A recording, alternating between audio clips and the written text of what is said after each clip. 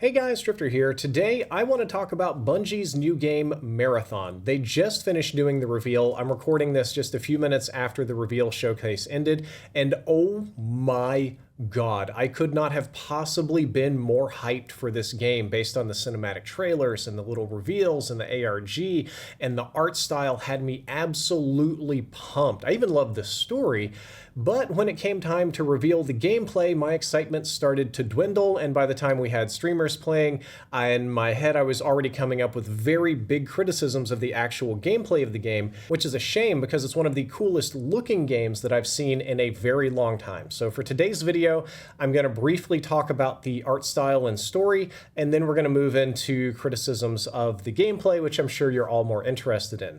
By now, you've obviously seen that Marathon has an extremely unique style. It's known as graphic realism. It kind of blends simplified, impactful designs with real-world fidelity, getting a grounded yet somewhat surreal sci-fi aesthetic. The game has a lot of clean, sharp, angular shapes with very distinct colors that pop off of the environment and very brightly decorated characters. The art director for this game said that he drew inspiration from Formula One, Nike, and of course Ghost in the Shell. The overall aesthetic is this really clean look that slaps you in the face with colors, a lot like the original Mirror's Edge or like currently the Finals, and both the architecture in the game and the graphic design are based in brutalism. I'm a big sucker for brutalist architecture, and I don't do brutalist graphic design as much, but it totally works in this game, creating such an amazing aesthetic that I am totally here for. The other part of this game is that I love the story that has been revealed so far through the ARG and through the cinematic reveal trailer, which absolutely blew me away, a lot like the original Destiny trailer. Say what you want about Bungie, but they know how to create universes, they know how to make unique stories, and they know how to make it look really good. So the story in this is you are a runner, and you deploy in cybernetic bodies to the planet Tau Ceti 4, which was destroyed or abandoned in some sort of unknown disaster in the past. And your job as a runner is to download yourself into a body, deploy to the planet, and extract all the resources from the former colony that you possibly can. And if you extract with those resources, you get to keep them. You are a mercenary of sorts, but a cybernetic one. So if you die, death is not the end. You can keep coming back over and over and over again. And the cinematic trailer shows these characters coming back in their different forms and customizations, but slowly using their memory, their sense of humanity. Every time you die, you lose a little bit of yourself. So it's got this kind of classic sci-fi story, and it's all built around an extraction shooter, which is what I now want to talk about. And the details of this particular flavor of extraction shooter are as follows. You play in teams of up to 3, but you can do 2 or you can do solo. As far as I can tell, the game is designed around 3-player combat like Apex Legends, but you don't have to. You can deploy with less people if you just think that you're lethal enough to handle it. When you deploy into the environment, there are other teams of runners like you that are much more deadly, like, you know, you're the real players in the game, but there are tons of robotic security forces in the dynamic environments. A lot of times when you crack into buildings and bases and different things on the planet, you activate long dormant security forces, which are mostly bots. But the planet has aliens and other organic life forms that will attack you a lot like the Flood in Halo. The map itself also has dynamic environments. It can be rainy, sunny, foggy, snowy, all sorts of inclement weather, which can affect your gameplay. You will venture into these zones to collect various bits of loot, and obviously, like most extraction shooters, you want to get guns, you want to get gear, accessories, armor, money. There's all these really high-value things you can get, but also low-value things and cosmetics and custom, camos and neat little things like that. And one thing I love about this is when you tie the story to the actual gameplay element, a lot like the game Hades, which was a roguelike game, and a game where you would die and then you would replay the same levels again, but with slight variations because they were generative. And there was a bunch of games like it that came out in the past, but they weren't as big as Hades, because Hades built a story around a man who can't die. When he fails, he is reborn. And that's basically what you have going on here in Marathon. Your runners are biosynthetic, cybernetic, sort of Silicon Life adjacent organisms. So when you're doing your extraction run and you die, that's not the end of your life. That's not the worst thing ever. That's just a day in the office. Sometimes you win and sometimes you lose. And tying that into the story to me makes it make a lot more sense. I like that a lot better than like Tarkov or like other extraction shooters where you're pretending that you're just a guy and they never really explain how you get to respawn when you die. In this case, it makes sense. They're constantly extracting resources from the planet, and like most extraction shooters, when you kill a player, they lose all of their loot. So if you die before extracting, you lose every single thing. And the idea is to get really, really rich doing this and continue to grow in power. There's factions that you can appeal to for your various runners. Each runner is a unique character. There are several builds. There's one that's very fast with agility. There's a medic guy that can throw down a claymore and heal people. There's like an assault guy.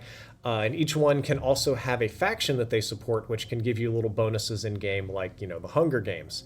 The game's weapons are also highly customizable. You land with your own loadout from your loot of stuff that you have extracted in the game. You choose your own abilities, you choose your class, what attachments are on your weapon, what weapons you're carrying. You sort of build it however you want, and there's no limitations on this, which I think is an overall really good thing.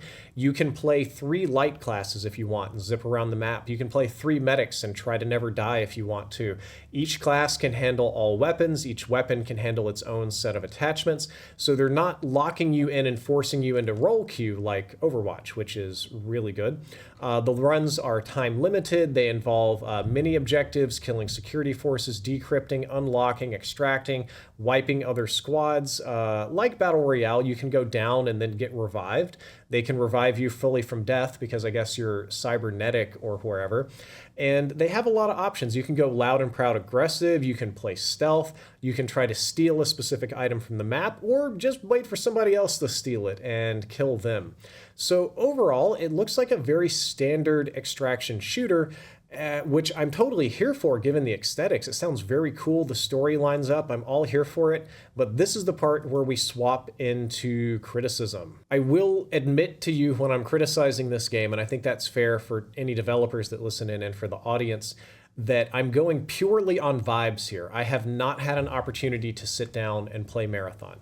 So this is based just on what I've seen from the trailers. I'll get a chance to play at some point in the future.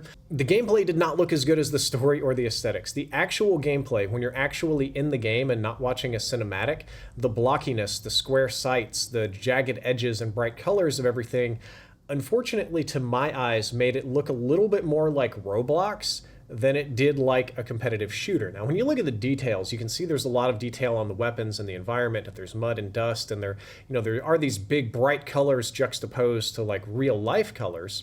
But the shapes were odd. The way the players moved were odd. Everything was square and sharp, and it just looked cartoony to me, but not in a good way. I love cartoon games. The aesthetics, I think, in the actual gameplay didn't match the trailer super well.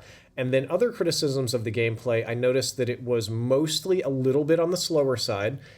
From Bungie, it does, of course, look a lot like Halo. It looks a lot like Destiny. And I think the thing that I dislike the most about it is that when streamers started playing and we see people go on actual runs, there are way too many bots, way too many AI, way too many creatures, way too many little goblins to farm, way too many little objects on the map, such that this is a criticism of most extraction shooters, so some of you might love this, is that they can be boring. They can be slow, meticulous, overly tactical, and then you die with nothing happening for no reason. This one seems a little bit more cranked, actually, but it doesn't seem cranked in that it forces you to fight people. It seems cranked in that it's constantly throwing wave after wave after wave of robot at you to not let you have a moment to slow down and think or do anything. They're all dropping little bits of loot. Other teams can hear you and move in. And I get that that's a part of any extraction shooter, is that you do have PvE, like AI-controlled enemies that you fight. Now, for me, those are personally very unsatisfying opponents. I don't get a lot of personal joy out of slaughtering the AI. But one thing I really don't like in these kind of games is when the AI is annoying, when it's overwhelming, when you can't get a break from it, when you're constantly farming the AI and the reason you die to players is because you didn't notice them, because you didn't have a break from farming the AI. That's something that I really didn't like. And I will also say that the overall HUD and some of the telemetry on screen, like the hit markers and the kills and some things like that. The aesthetic doesn't do you any justice there because it's so blocky. It's actually a little bit unappealing looking when you get those kill hit markers and stuff like that. A little bit of the game telemetry was also a little bit too blocky. So my opinions on Marathon are I'm going to play it 100%, and I'll come back and offer you my opinions after having played it. But from an outsider looking in, it looks like a movie I would love to watch. It looks like a comic book I would love to read. It looks like something that would absolutely blow my mind as a Netflix original. But the actual gameplay is throwing up several red flags for me. So I'm hoping that when I hop in and play, that's not the case. I hope it's awesome. I hope this is just Drifter being a boomer and I'm totally wrong. But it does look like the gameplay itself is going to need a little bit of work. But hey, the game is in alpha, right? So we've got a long way to go, and there's still plenty of changes that can be made. So guys, that's my impressions of Marathon. I hope that you enjoyed. I hope that you learned something useful. If you did, don't forget to like, favorite, and subscribe. Drifter out.